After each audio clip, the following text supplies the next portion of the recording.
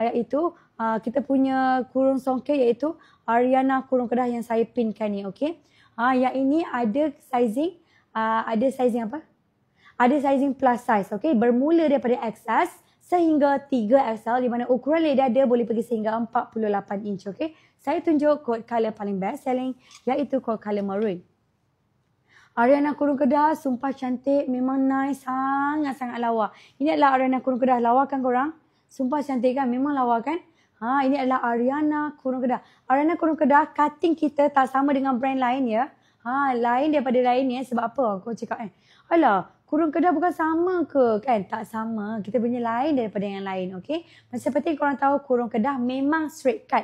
Dia tiada cutting, okey? Dia boleh dikatakan loose cutting loose. Okey, untuk dia punya lain tu adalah kita kembangkan dia di bahagian bawah tu. Kita kembangkan, kita buat macam A cutting. A cutting, nampak tak? Dia kembang di bahagian bawah, alright? Dan juga tambahkan corak kepala songket di hujung lengan dan juga hujung baju ni. Untuk corak songket, very nice, sangat shining. Jangan risau tentang keaslian songket tenun asli kita. Sangat kita menjaga tentang kualitinya. Alright? So dekat bahagian belakang pula kita sediakan hidden zip sampai ke paras pinggang. Untuk corak songket kita bagi very nice, iaitu corak songket bunga tabur. Untuk kain pula, nampak tak? Ini adalah warna maroon gold, okey. Nampak tak corak songket dia? Very nice kan korang? Nampak shining, betul tak? Kita bagi lipat batik tidak terbelah, alright? Korang siapa dapat pembelian tu, thank you tau. Komenlah dan tau. Janganlah malu-malu dengan saya, alright? Jangan malu-malu, komenlah dan beli. Nanti saya akan cakap thank you. Macam tu tau. Thank you so much tau korang. Sentiasa ada dengan saya, okey? Alright. Sis Yuyu. Hi Sis Yuyu. Hi over. Yeah.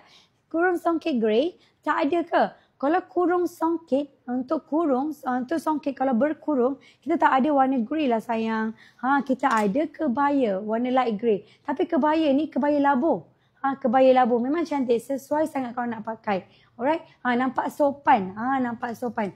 Kebaya Lailo ni warna light grey, cantik kan? Tapi warna light grey ni ramai sangat orang cari awak. Untuk songket, warna light grey agak susah nak dapatkan warna light, betul tak? Kebiasaan kalau buat warna grey dia buat dark, betul tak? Tapi kalau Nisa kita buat light grey, okey? Cantik kan? Yang ni dekat beg nombor, sekejap kita tengok beg nombor apa, lupa dah. Kejap ya, dekat beg nombor 6 tak silap saya. Ya betul, pandai saya, dekat beg nombor 6, okey? Ni dekat beg nombor 6, okey? Nampak tak? Cantik kan? Kita matchingkan kod color songket yang begitu soft warna dia. Tak nak terlalu shining sangat sebab nak dapatkan matching yang terbaik. Kombinasi bersama dengan kod tanah dia iaitu warna grey. So warna songket warna silver, okey? Cantik kan awak ni? Ini adalah cutting kebaya tau, kebaya labuh. Kita panggil dia kebaya labuh. Labuh dia sampai ke paras lutut.